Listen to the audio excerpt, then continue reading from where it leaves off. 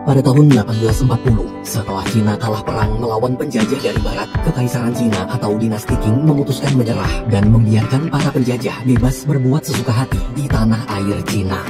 Akibat penjajahan itu, rakyat Cina jadi hidup dalam penderitaan. Puluhan tahun berlalu hingga akhirnya pada tahun 1911 muncullah suatu gerakan revolusi. Pagi hari di markas yang berlokasi di pinggir pantai Malaysia, terlihat ada seorang wanita bernama Suhan sedang membereskan baju-baju para pemuda anggota revolusi yang masih tertidur pulas. Tak lama kemudian, setelah bangun, semua anggota langsung pergi main sekaligus latihan di pantai. Di dalam hanya tersisa 3 orang, yaitu Suhan, pemimpin gerakan revolusi bernama Sun, serta 1 orang lagi yang baru bangun tidur. Dia bernama Jackie Chan. Maksud saya Huang. Huang ini adalah komandan perang, orang kepercayaan sekaligus sahabat dekat Sun. Pagi itu, Huang dan Sun membicarakan rencana penyerangan yang akan mereka lakukan 5 bulan lagi di provinsi Guangzhou, Cina. Nantinya Huang akan memimpin seluruh pasukan di medan tempur, sementara Sun akan pergi keliling dunia untuk mengumpulkan dana bantuan perang. 5 bulan kemudian, di rumah gubernur provinsi Guangzhou, Cina, pasukan revolusi pun memulai penyerangan pertama mereka.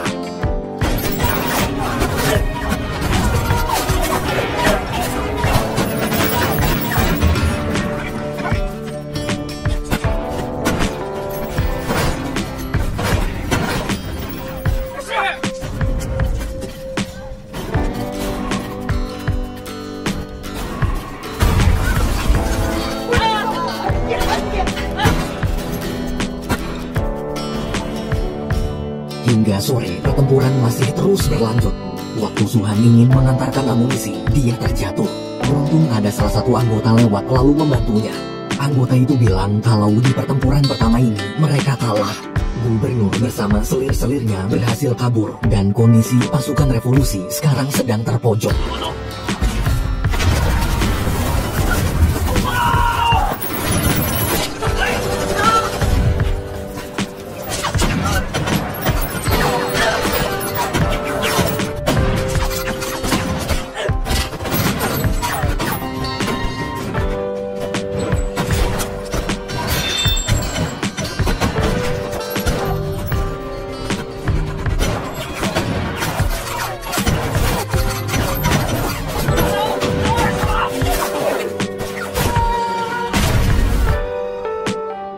Di sisi lain, di kota Los Angeles, Amerika Serikat, terlihat Sun sedang menghadiri pertemuan warga Cina yang tinggal di luar negeri.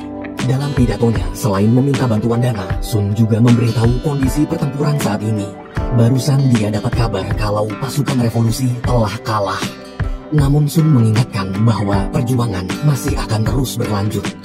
Setelah pertemuan bubar, di belakang panggung, teman Sun memberikan uang sebesar $30.000 sumbangan dari para warga tadi. Ia meminta Sun berjanji untuk jangan pernah menyerah dan jangan pernah mengecewakan mereka.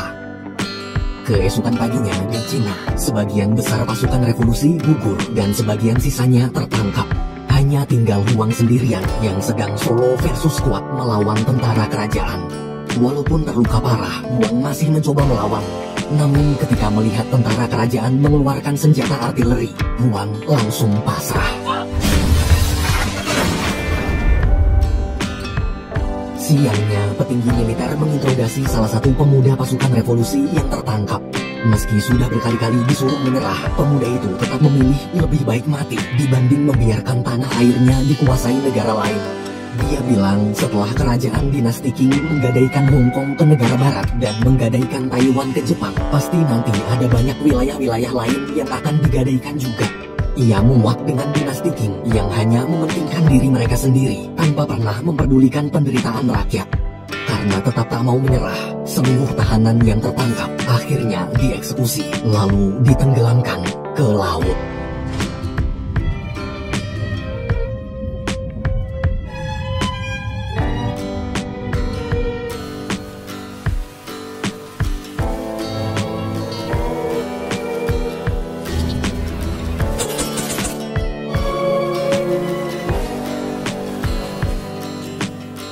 Di sisi lain, di markas, ternyata Huang berhasil selamat dari gempuran serangan artileri tadi pagi. Waktu Suhan kembali ke markas dan melihat Huang membawa pisau, dia langsung berusaha menghentikannya. Namun Huang bilang dia cuma ingin memotong jari tangannya yang terluka. Mendengar itu, sambil menangis, Suhan pun membantu Huang memotong jarinya. Sementara di istana kerajaan, para petinggi serta permaisuri sedang berdiskusi tentang gerakan revolusi yang semakin hari semakin besar. Penasehat menyarankan agar permaisuri menggadaikan rel kereta api negara mereka untuk meminjam uang dari Bank Dunia. Dengan adanya dana segar dari Bank Dunia, maka kerajaan jadi bisa memperkuat peralatan tempur mereka. Mendengar saran itu, permaisuri berkata, dia tak peduli memakai cara apapun. Yang terpenting dinasti Qing harus tetap berkuasa dan seluruh pemberontak harus dimusnahkan. Sorenya, Duta Besar Inggris datang menemui penasehat kerajaan untuk membicarakan soal rel kereta api Cina yang ingin digadaikan ke Bank Dunia. Penasehat memberitahu kalau permaisuri sudah setuju dan meminta Duta Besar Inggris itu membantu mempercepat pencairan dana pinjamannya. Di sisi lain, terlihat Sun sedang menemui seorang tokoh penting bernama Homer. Homer ini adalah ahli geopolitik asal Amerika. Selain meminta dukungan dan bantuan untuk melobi petinggi negara-negara barat, Sun juga meminta Homer menjadi penasehat politiknya. Homer menjawab, tanpa diminta pun sebenarnya dia sudah ingin membantu. Berdasarkan analisanya, gerakan revolusi ini cepat atau lambat pasti akan menang dan dia ingin ikut jadi bagian dari sejarah revolusi Cina juga. Homer yakin Sun adalah satu-satunya orang yang pantas menjadi presiden pertama Republik Cina nanti. Mendengar dukungan tokoh sepenting Homer, Sun sangat terharu. Beberapa bulan kemudian, setelah Sun berhasil mengumpulkan dana bantuan yang lebih besar, peralatan tempur pasukan revolusi pun jadi jauh lebih lengkap dari sebelumnya. Malam itu di Provinsi Hubei, pada tanggal 10 Oktober 1911, di misi penyerangan kedua, pasukan revolusi terlihat unggul.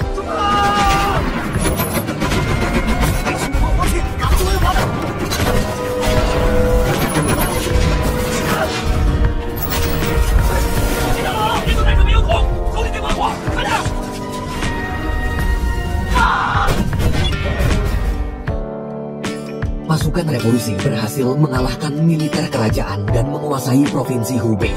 Semua begitu terharu. Untuk pertama kalinya, bendera revolusi dikibarkan. Di Amerika, Sun bersama teman-temannya bersorak gembira. Setelah perjuangan panjang, akhirnya mereka menang. Namun meski sudah menang, Sun tak bisa kembali ke Cina dulu.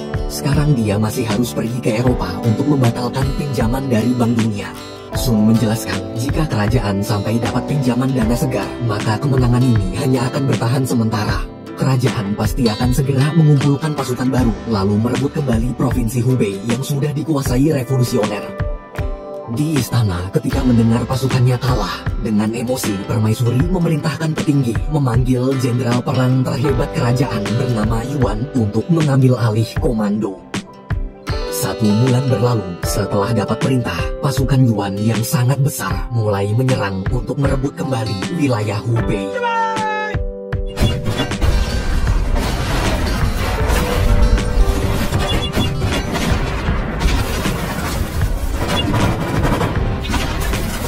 Di luar, saat pasukannya sedang mati-matian bertempur, dalam kereta, Yuan terlihat sedang sibuk bernegosiasi dengan petinggi militernya. Meski sudah dipercaya jadi tangan kanan permaisuri, namun Yuan tak bodoh. Dia pintar membaca situasi politik dalam negeri. Yuan berencana ingin bermain dua kaki. Bila pihak kerajaan menang, dia akan tetap jadi panglima tertinggi. Tapi jika pihak revolusi menang, maka dia juga harus ada di dalam jajaran petinggi pemerintahan revolusi juga. Setelah petinggi militer pergi, tak lama kemudian utusan dari pihak revolusi datang. Yuan di situ bertanya, sebenarnya apa yang diinginkan oleh para pejuang revolusi? Si utusan menjelaskan, tujuan revolusi adalah untuk menghapuskan sistem monarki kerajaan di negeri Cina dan menggantinya dengan sistem republik. Nantinya Cina akan dipimpin oleh seorang presiden. Mendengar penjelasan barusan, Yuan tertarik. Seandainya dia membelot ke pihak revolusi, mungkin aja dia bisa jadi presidennya. Di medan tempur, pasukan Yuan berhasil mengalahkan garis depan pasukan revolusi. Akibat pertempuran itu, banyak sekali korban berjatuhan. Di garis belakang, Huang terus memantau kondisi medan tempur. Melihat pasukannya terpojok, Huang pun memutuskan maju untuk membantu garis depan.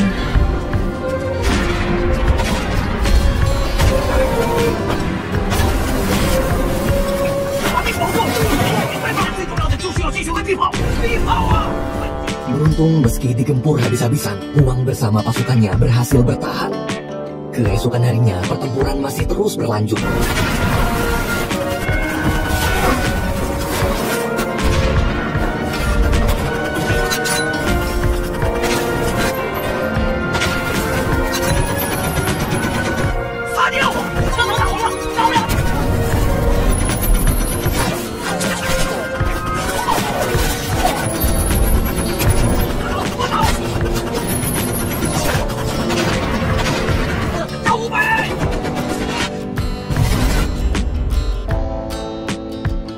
Dalam pertempuran itu, tak ada yang menang, tak ada yang kalah. Kedua belah pihak imbang. Di Eropa, Sun berusaha menggagalkan rapat Bank Dunia yang sedang membahas pinjaman dana untuk kekaisaran dinasti Qing.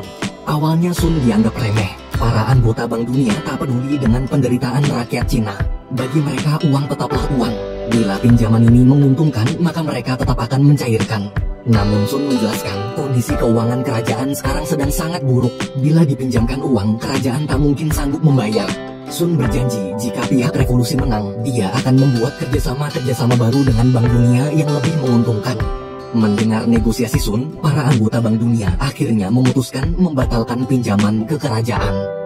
Sementara di Cina, semenjak kabar perjuangan pasukan revolusioner tersebar luas, gubernur-gubernur di seluruh penjuru negeri Cina kagum lalu memutuskan ikut bergabung. Mereka mengirim dana bantuan dan pasukan dari wilayah masing-masing hingga membuat kekuatan pihak revolusioner semakin besar. Di kapal, setelah berhasil menggagalkan pinjaman Bank Dunia, Sun pun pulang. Saat Sun sampai di Cina, Huang buru-buru menyambutnya. Ia sangat rindu sambil terus berteriak memanggil nama Sun. Begitupun sebaliknya, hingga akhirnya setelah sekian lama berpisah, mereka berdua bertemu kembali. Meski ingin sekali melepas rindu, tapi mereka tetap harus menjalankan tugas terlebih dahulu. Huang lalu menyuruh tukeran baju agar di hadapan jutaan rakyat nanti, Sun terlihat gagah memakai seragam revolusi. Tak hanya Huang, para anggota lain juga datang. Ketika turun kapal, jutaan warga sudah berkumpul dan bersorak menyambut kedatangan Sun, sang pemimpin revolusi. Namun di tengah kemeriahan, Huang tetap waspada. Ia kemudian pergi memeriksa keadaan. Benar aja, di ruangan bawah kapal, dia melihat beberapa orang sedang merancang rencana untuk mensniper Sun. Dengan sigap, Huang beraksi.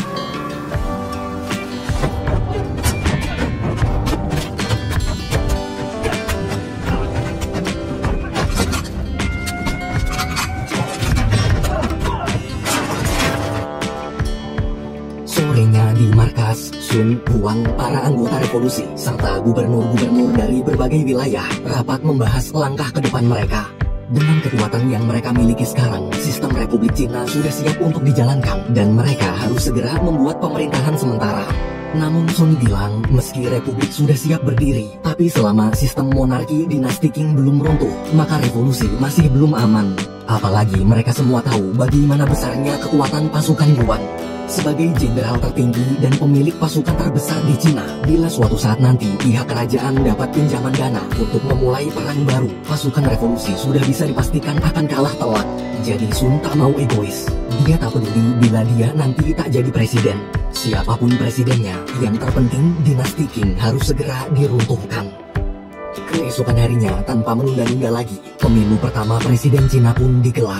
Dalam ruang pemilihan, para gubernur memilih beberapa nama kandidat calon presiden yang diusung.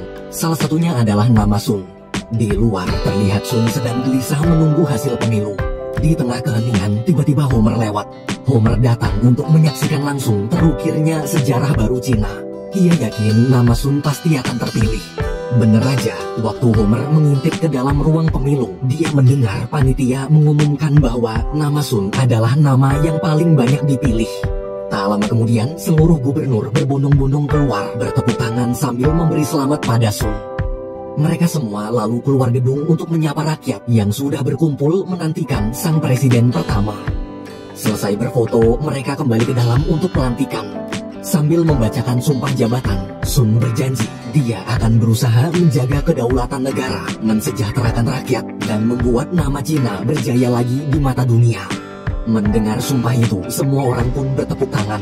Kini Sun benar-benar telah resmi menjadi presiden Cina.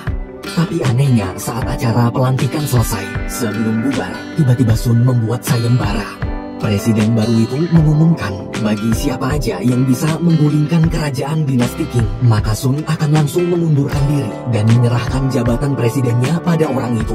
Seketika para anggota protes. Mereka tahu sayembara barusan pasti ditujukan untuk Yuan, karena cuma Yuan lah satu-satunya orang yang bisa membelot dan menggulingkan dinasti Qing. Tapi walaupun diprotes keras, Sun tetap tak peduli. Pokoknya selama sistem kerajaan masih belum dihapuskan dari negeri ini, maka revolusi mereka masih belum sempurna. Dalam ruang presiden, waktu hanya berdua dengan Huang. Huang menyampaikan kekecewaannya. Dia tak terima bagaimana bisa jenderal tertinggi dinasti Qing yang telah membunuh banyak sekali pemuda-pemuda pasukan revolusi justru malah akan menjadi presiden revolusi. Huang merasa seperti mengkhianati para pemuda yang telah gugur itu.